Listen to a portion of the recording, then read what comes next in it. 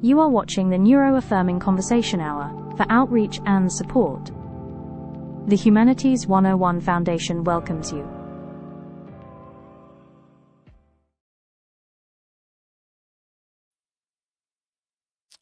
Welcome back, Nacho Nuts. I hope your midwinter pause gave you a little breathing room, even if life kept doing what it does.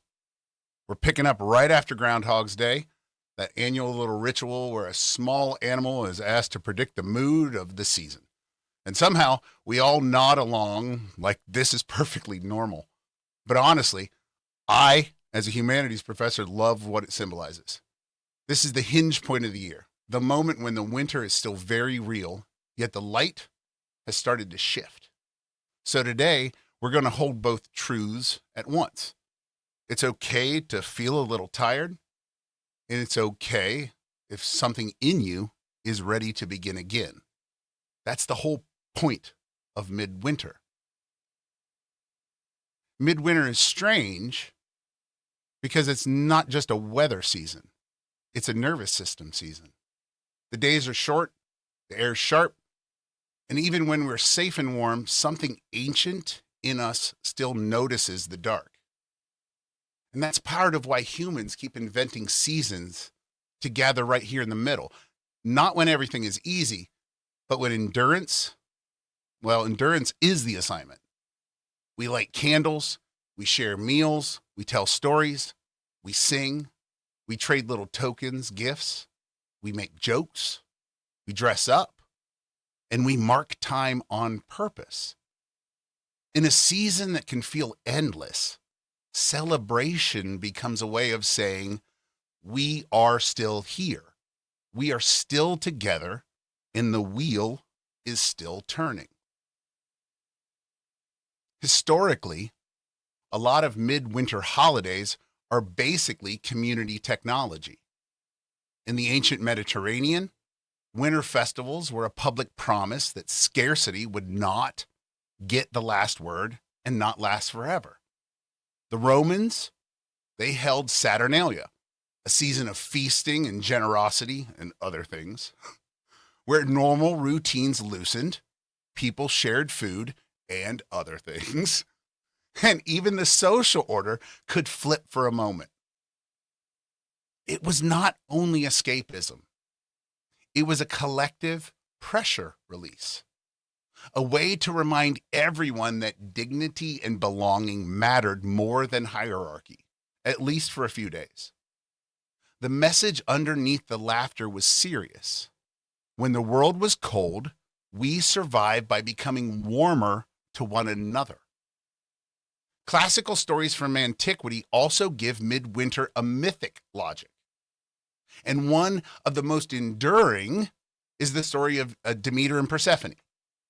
Now, in the telling of this, Demeter, the goddess of harvest and growing things, loses her daughter Persephone when she's taken into the underworld. Demeter's grief is not private. It spills into the world itself. The fields stop giving. The trees go bare. The green life recedes. It's as if the earth mirrors what a heart does when it's in mourning. It pulls back. It conserves. It goes quiet.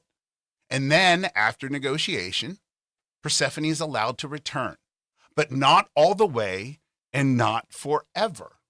She comes back in portions of time, in increments, in a rhythm. Part of the year, she's above ground with her mother, and the world is warm. It softens, and it begins to grow again. And part of the year, when she returns below, the world is cold, and living things rest. That's the mythic logic of winter. Not a failure, not a punishment, but a necessary interval of stillness. A season where what matters most is endurance and care. This is why the story lands emotionally, even now. Many of us know what it is like to have a season of descent, when everything feels dim and heavy and our capacity shrinks.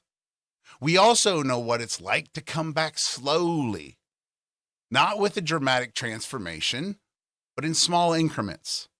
A little more energy, a little more laughter, a little more hope, a little more willingness to try again. Midwinter sits right in that tension. We cannot rush the return, but we can prepare for it. We can tend the ground. We can sow seeds. We can keep the flame. And we can tell the story again because it teaches patience. It reminds us that cycles are not a verdict of our worth. They're patterns. And patterns mean you're not broken. They mean you're moving through. And that's why midwinter celebrations are not only about cheering up. It's about choosing meaning when the calendar feels like a tunnel, or worse, a cave. Our ancestors used firelight and ritual to make the dark navigable. We still do, even with electric lights and packed schedules, because the deeper need has not changed. We need reminders of hope that are concrete, not abstract. We need small ceremonies that say rest is allowed, community is real, and your internal season deserves respect. So if you're coming back from a midwinter break feeling behind, foggy, or tender, let this be your permission slip. The point of the season was never constant productivity. The point was to carry the flame together until the light returns. And here's the twist that ancient calendars understood too. We do not only mark the darkness when the world is literally dark. We also mark it when the world is blazing bright. Midsummer, for all its sunlight and late evenings and overflowing green, still makes room for the shadow side of human being. And being human. In fact, that is part of the wisdom of seasonal ritual. The bright seasons can fool us into thinking life is simple, permanent, and safe. So many cultures build midsummer observances that are quietly saying, even here, even now, dark is real. Think about it. When the sun is at its highest, it is also beginning its slow turn back towards shorter days. The peak contains the first hint of decline. Ancient people watched the pivot with reverence because it mirrored a truth we tend to avoid. Joy and vulnerability are not opposites. They live in the same room, sometimes in the same chair. So midsummer festivals become a different kind of lantern. Bonfires and dancing are not only about abundance, they're a way of looking straight at impermanence and choosing celebration anyway. So if midwinter says, we will survive the dark together, midsummer adds, we will not deny the dark even in the light. Both seasons teach the same skill from two different angles. Meaning making. The calendar becomes less about weather and more about wisdom. In winter, we practice patience and endurance. In summer, we practice gratitude without illusion. And in both, we practice the deeply human art of carrying a flame, not because we're certain, but because we belong to one another. Midwinter can be a test, but not the kind where you square up against monsters and win by force. It's not a heroic battle story. It's a quieter test. It's the kind of test you do not even realize you're taking until you look back and notice that you made it through. Midwinter tests our relationship to time. It asks whether you can live in a not yet without panicking, whether you can tolerate the slow middle, the part of the story where nothing seems to be happening, but yet everything is still unfolding. It tests your ability to trust process over proof. The buds are not yet visible, The ground looks asleep, it looks barren, it looks dead, and yet the work of becoming is still underneath the surface doing its becoming. Midwinter also tests our relationship to ourselves. It asks gently but persistently whether you can stop treating your lowest energy season like a personal failure. Can you let your body and brain downshift without adding shame on top of fatigue or on top of the few pounds you're extra carrying? Can you hear the difference between I am lazy and I am depleted? This is not a test of courage. It's a test of compassion. It is learning to be a safe person to yourself when you're not at your most impressive. And finally, Midwinter tests our relationship to community. When life contracts, we learn what actually sustains us. Not the big promises, not the perfect routines, but the small rituals.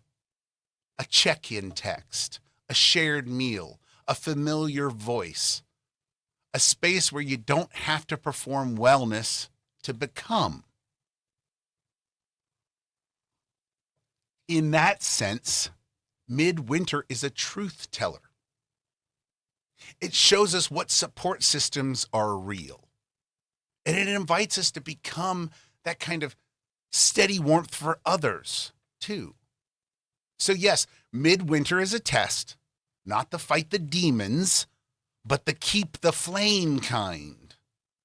Not the conquer kind, but the continue kind. Not the prove yourself kind, but the practice care kind. And if that is a test, then every small act of gentleness counts as a passing grade. And if that sounds like a different kind of test than the old battle myths, it is. It's also a clue that there's more than one way a story can guide a life. And that's where some of the learning comes in this week. And that's where Joseph Campbell becomes useful for us. Not as a script we have to follow, but as a lens. He spent his career noticing that across cultures, people keep telling stories with the same deep architecture. Moments of departure and return, seasons of confusion and clarity, thresholds you cannot avoid, and transformations you cannot force. What matters for our purpose is that the dark in myth is rarely just evil.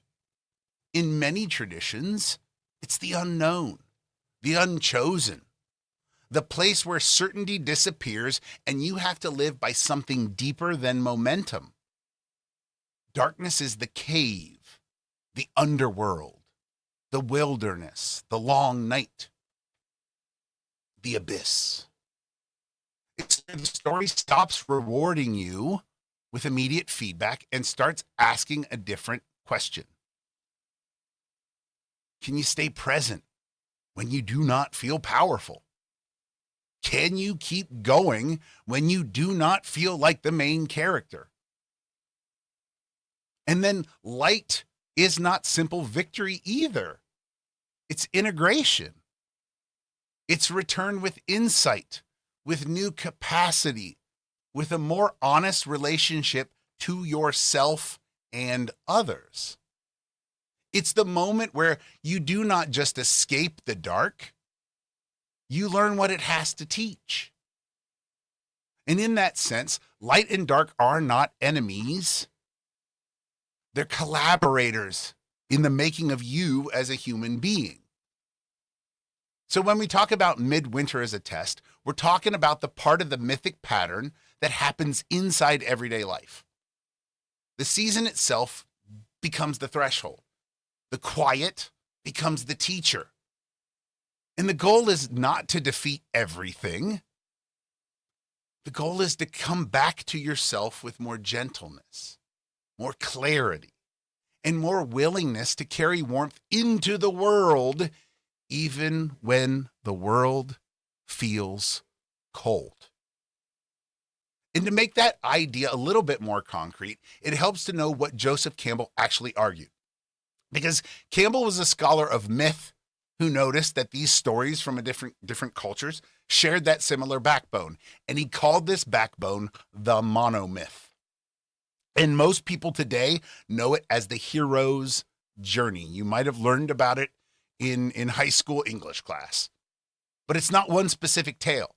It's a map of how change happens, especially the kind of change that costs something.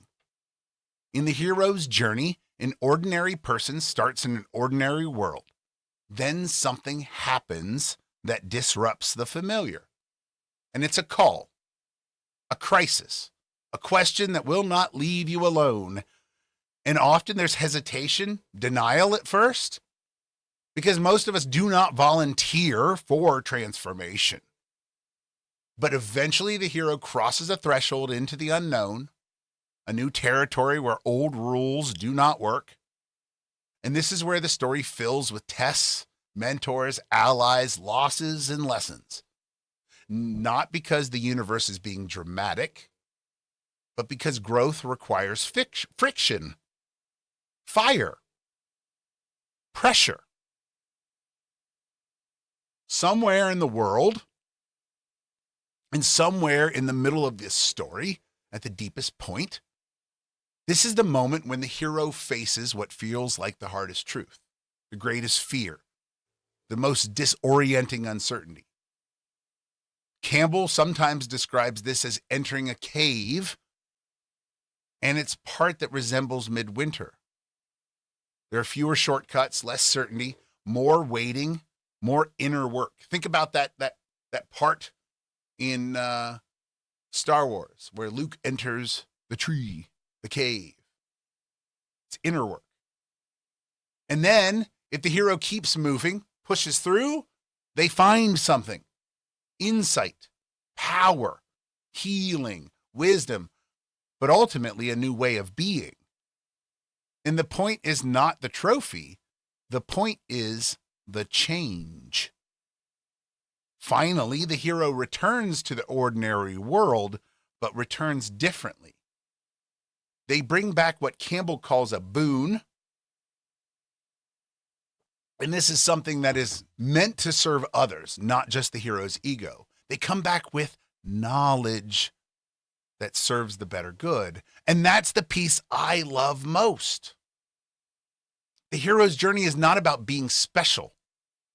It's about becoming useful, becoming whole, but becoming brave in a quieter way. It's a reminder that dark parts of the path are not evidence you're failing. They're often evidence you're in the middle of the story. And that's where Joseph Campbell starts sounding less like a literature lecture and more like a survival manual.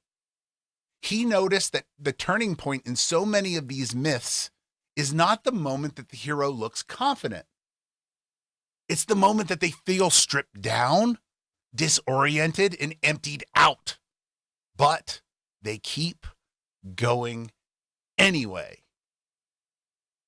And that's why one of his most bracing lines is, quote, "The dark night of the soul comes just before revelation.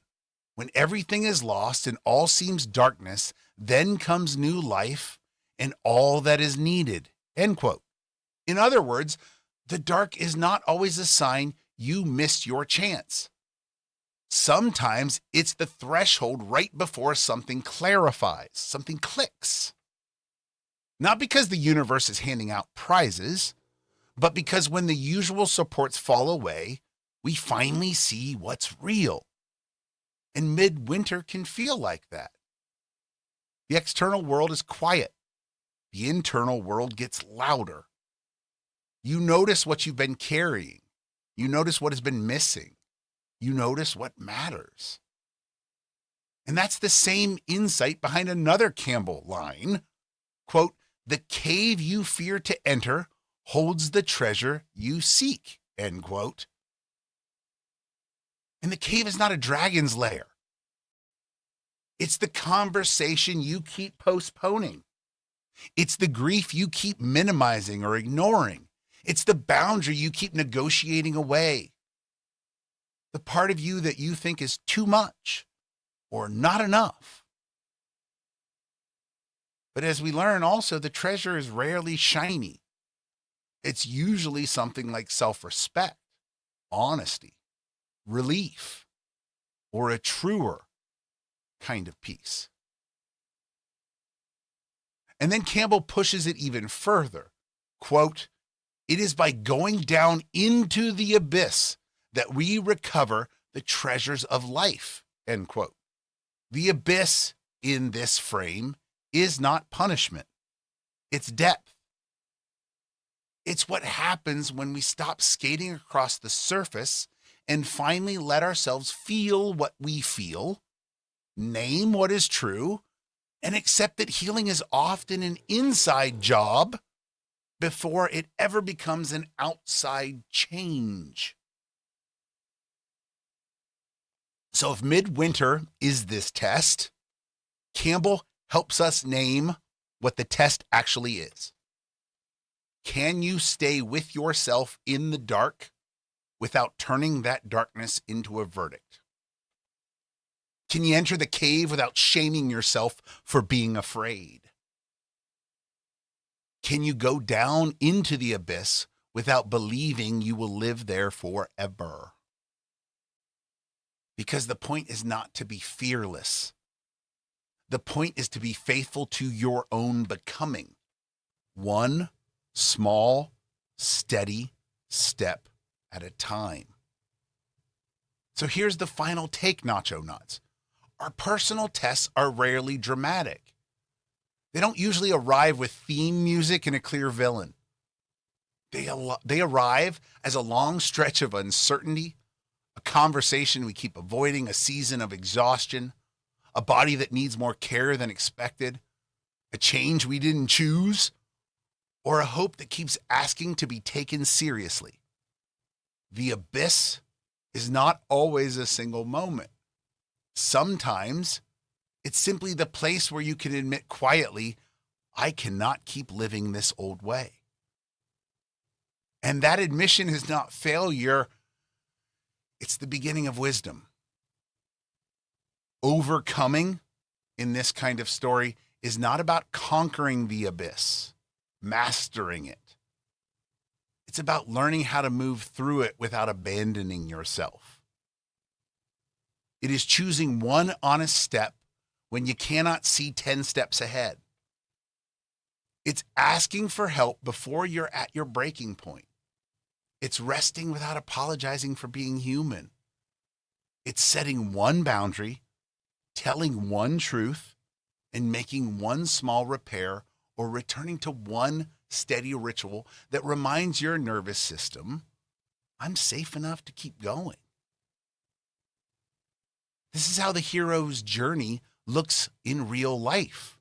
Not grand, but brave. And the hero within you is not the loudest part of you. The hero is the part that keeps showing up in the cave. The part that says, I'm allowed to try again. The part that learns to hold the light and dark at the same time. And not because everything's fine, but because you are still here.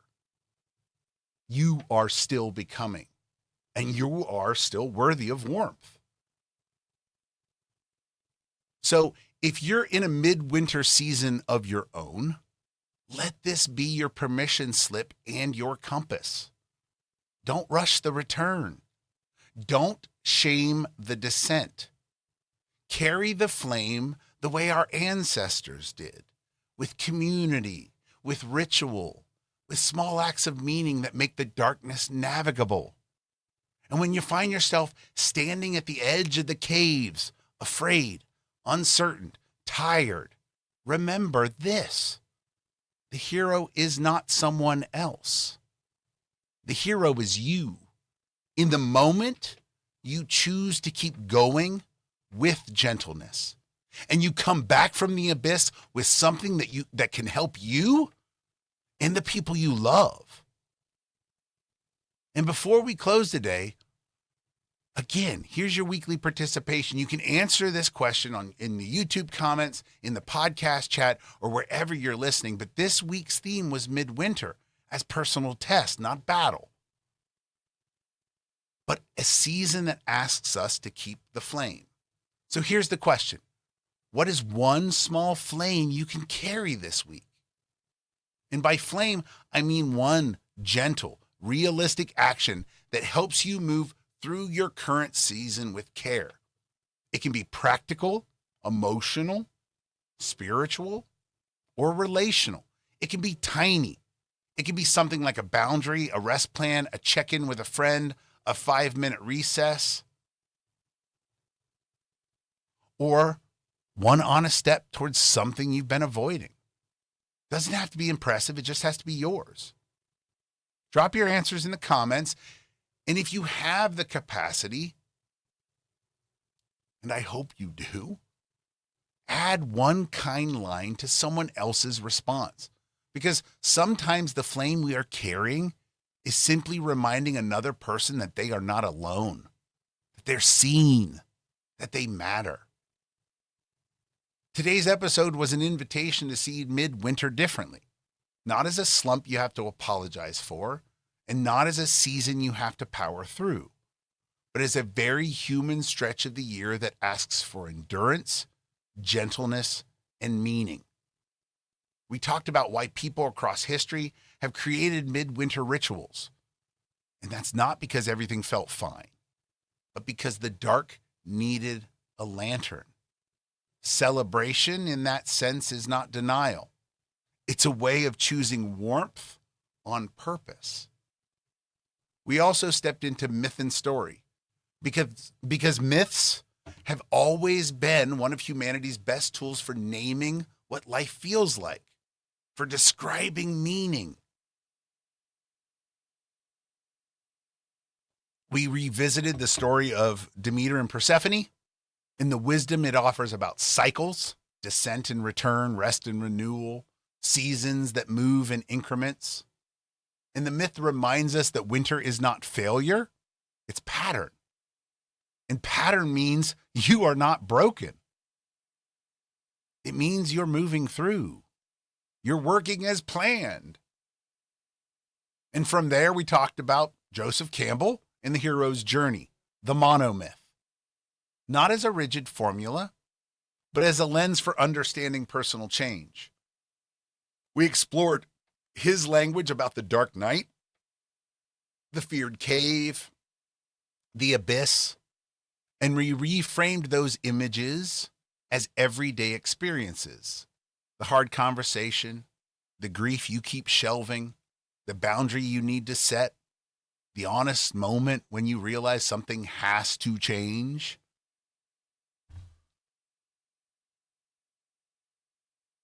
We named the real test of midwinter as compassion, not conquest, staying present, not proving yourself, and carrying a small flame, not slaying some grand monster. So as you move into the rest of the week, let the takeaway be simple. If you're tired, foggy, tender, you are not behind. You're in a season that asks for care and concern. Your job is not to be impressive. Your job is to be kind to yourself and steady in your next step. The hero within you is the part that keeps showing up with gentleness, and that's more than enough. So Nacho Knots, as we close, let these affirmations meet you exactly where you are. If I'm in a midwinter season, I'm not failing. I'm resting. I'm recovering, and I'm gathering strength. The quiet in my life is not emptiness. It's a necessary pause where my mind and body can catch up, recalibrate, and breathe. I do not have to fight my way through the dark to deserve the light. I can move gently. I can move slowly. I can take one small, honest step at a time. Progress is still real, even when it is quiet. The cave I fear is not proof that I am weak. It is proof that something matters. I can approach hard things with support, with patience, and with self-respect. I'm allowed to ask for help, to take breaks, and to return to work when I am ready. The abyss is not my home. It is a passage. What I feel today is information, not a verdict. I can hold sorrow and hope in the same hands. I can carry a small flame even when I cannot carry everything. I am not broken. I am in a cycle. I am learning how to honor my seasons and trust my return. And I'm becoming, day by day, the kind of person who brings warmth into the world, beginning with myself. I'm allowed to be human with my limits. My needs do not make me difficult. My needs make me honest. I can care for myself without earning it first. I can release the pressure to be impressive. I do not need to perform wellness to be worthy of belonging. I am enough even in my slow, dark, cold seasons. Even if my energy is low, my value is not. Even if my progress is small, my courage is real. Showing up in any form counts. I can choose one small flame today, one kind choice, one boundary, one breath, one message to someone safe, one step towards what heals me. I can let the light return in increments. I don't have to force a transformation. I can trust the slow thaw, the gradual easing, the steady coming back. I belong to myself. I can be on my own side. I can speak to myself with the same warmth I offer others, and that warmth is allowed to change my life. And that's where we'll leave today, Nacho Nuts. So if this season feels heavy, let it be heavy without turning into judgment. You don't have to sprint through winter to prove that you are worthy of spring. Carry one small flame. Let it be enough for today. Let it be enough for tonight. So take a slow breath before you go. Unclench whatever you can, your jaw, your shoulders. Drink a little water. Put your feet on the floor and remind your body that you are here and you are safe in this moment. Wherever you are on the path, you are not alone. So until next time, Nacho Knots, carry the flame, take the next kind step, and keep coming back to yourself, for yourself. Have a great week. Thank you for joining us. See you next week. The views and opinions expressed in this video are solely those of the creator and do not reflect the views of any institution, employer, or affiliated organization.